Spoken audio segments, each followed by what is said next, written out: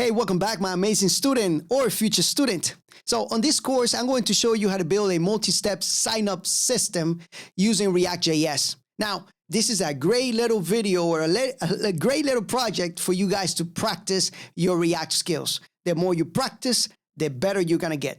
I know some of you just came here to get this information, and that's okay, but some of you came here to practice, and you're doing a great job. So this is going to be a very short video, or should I say course, on creating this form here. And let me show you how it works. So we fill up the name here and the information that is required. In this case, it's just the full name and the email, right?